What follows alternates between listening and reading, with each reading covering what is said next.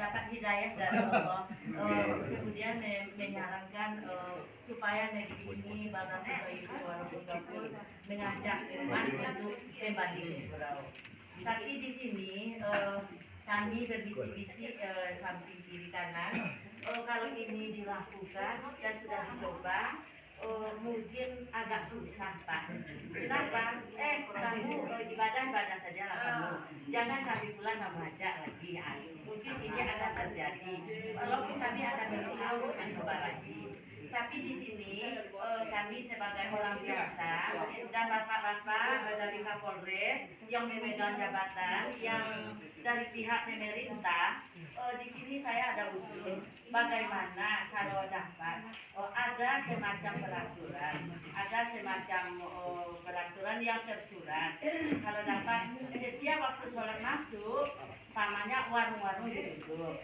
Nah, jangan ada yang duduk juga di warung. Kemudian rumah-rumah dikosongkan supaya kita sama-sama kembali ke surau atau ke masjid. Kalau ada peraturan kayak gitu, itu akan lebih bagus lagi Pak. Nah, ini maksud saya, supaya kita kembali kepada jalan Allah dan terhindar dari segala macam musibah yang sekarang kenyataannya Gunung Merapi masih terus meletus dan menurunkan kampung dari Bambu itu mengganggu kepada kesehatan kita.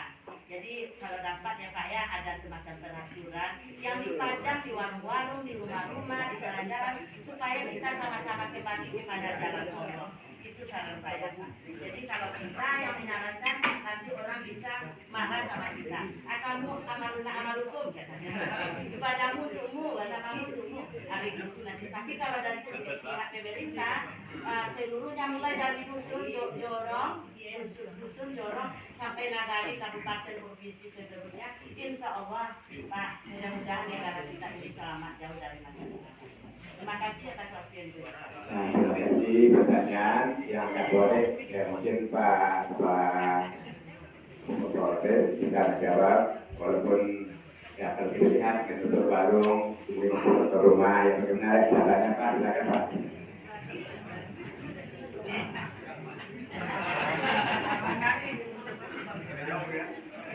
Ini karena sudah masuk ke pertanyaan ini, tanya ibu ini susah dijawab. Karena sudah makan bakwan jadi yang pertama untuk menjawab secara teknis pertanyaan ibu, saya sudah sampaikan kepada Pak Bupati. Dan jawaban Pak Bupati ketika itu, Pak, dari beberapa masjid ketika kita sudah subuh berjamaah, ada ibu-ibu, ada bapak-bapak yang menyarankan bahwa Pak Bupati bikin satu peraturan. Saya sudah sekitar tanggal 2 Mei kalau tidak salah. Jadi 2 Mei itu saya sudah berdialog dengan Pak Bupati. Pak Bupati bisa mengeluarkan. Tapi jawaban beliau begini, Pak, nanti akan kita keluarkan. Cuman hari ini kita sedang membuat peraturan untuk internal dulu. Jadi nanti yang akan peraturan yang akan dibuat seluruh kepada masyarakat Arab ini nanti akan dibuat, tetapi sekarang berlaku internal dulu. Jadi maklumat Pak Bupati, hentikan kegiatan sebelum ada 15 menit mari kita ada sudah ready. Cuma kalau polisi ini hanya harus dipahami, polisi adalah aparat penegak hukum, bukan aparat pembuat hukum. Nah, itu yang harus paham. Jadi masalah tilang, masalah maklumat itu yang membuat bukan kami DPR dan kebijakan daripada jadi sekali lagi polisi itu buat peraturan aneh-aneh, bukan, polisi tidak membuat aturan, tapi kami hanya menegakkan aturan, membantu menegakkan aturan, ya. Jadi kemungkinan akan bisa direalisasikan, tetapi bukan dari kami. Kalau perlu Bapak bikin surat, nanti dorong ke kami akan dorong bersama-sama ke Pak Bupati. Itu yang bisa kita kerjakan. Tapi ujung-ujungnya sekali lagi kami bukan membuat aturan, kami tidak bisa membuat aturan. Kalau kami membawa bisa, menyampaikan bisa. Nah, nanti Pak Wali, Pak Kan, segala macam juga kumpul ini mama, Undokan Duang, Cari Pandai, kumpul semuanya, buat tulis. Nanti ya Pak, kita sudah jadi, nanti kita kawal datang. Ya Bu ya. Yang kedua Bu, kembali kepada asasnya. Sebenarnya kembali kepada asas. Dari zaman dulu peraturan sudah dibuat, bahkan peraturan itu dibuat sama Allah Subhanahu Wa Taala. Bahwa kamu tuh harus sholat 5 kali. Ada yang sampai saat ini masih melanggar? banyak. Nah sekarang kita pola pikirnya seperti itu. Peraturan saja yang dibuat oleh Allah Subhanahu Wa Taala, bukan bupati, itu saja masih melanggar. Apalagi peraturan yang dibuat oleh Indonesia. Dengan catatan kalau pekerjaan tadi tidak dikerjakan, itu masalahnya. Peraturan sebaik apapun, tapi kalau tidak ada sosialisasi, tidak ada saling mengingatkan kembali, sebagaimana Aqua tadi yang 5 kali 1 hari segala macam, tetap peraturan itu akan dilanggar. Mungkin semuanya sudah tahu, betul? Sudah tahu dari kecil. Nah kalau kamu harus sholat di masjid, dikasih tahu TPA segala macam. Tapi kalau kita tidak ulang-ulang terus itu tadi, Pak, peraturan apa lagi yang dibuat sama bupati, hilang nanti. Peraturan tinggal peraturan. Kan begitu, Pak? Yang jadi masalah tadi kenapa kita sampaikan seperti itu? Supaya ibu kerjakan berulang-ulang, jangan berpikir tentang hasil. Nah sekarang yang ketiga, jangan pernah berpikir tentang amalu apa tadi Bu? Amalukum. Nah, amalukum. Amaluna, amalukum. Kan begitu. Dulu Pak, yang dikerjakan Nabi secara sunatullah, Nabi bekerja, kemudian ada hasil. Setiap kali bekerja ada hasil. Kalau tidak bekerja, apakah ada hasil? Tidak. Itu yang kita pahami ya, sunatullah. Kalau kita tidak kerja, maka tidak akan ada hasil. Tapi kalau kita bekerja, insya Allah akan ada, meskipun hasilnya ada. Yang pertama, menolak. gagal. Yang kedua, tapi orang cadek banyak mengatakan kegagalan adalah awal dari. Disitulah maksudnya, jangan menyerah. Oh amal, nah, itu cuma ngomong. Gak apa-apa, nanti terus saja. Karena apa? Dari dulu, bukan hanya sekarang. Dari dulu, bukan hanya sekarang. Ada orang yang seperti itu. Ada 4 Abu zaman dulu. Abu. Yang pertama Abu Bakar. Dia masuk Islam tanpa pikir-pikir katanya.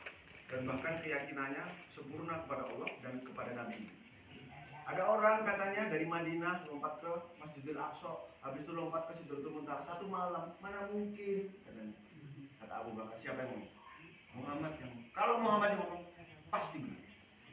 Maka dikasih gelar Sisi. Hari ini ada tipe-tipe Abu Bakar? Nah, ada. Bang, ke masjid. Untung diingatkan. Sebentar. Ambil sarung dia. Ayo kita ke masjid. Ada. Yang kedua, Abu Sufyan.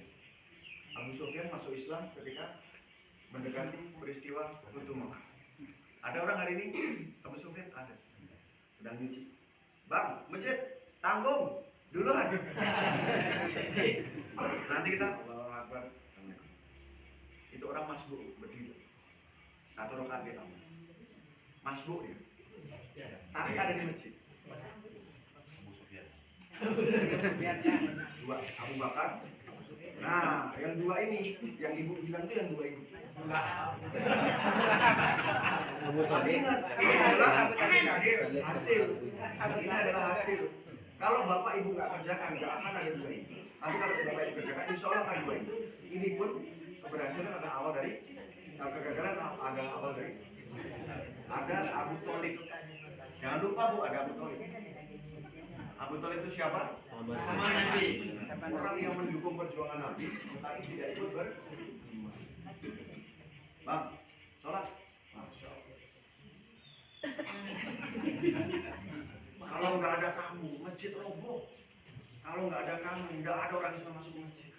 Cuma kamu jangan ngajak saya di rumah aja. Yang lain masih banyak.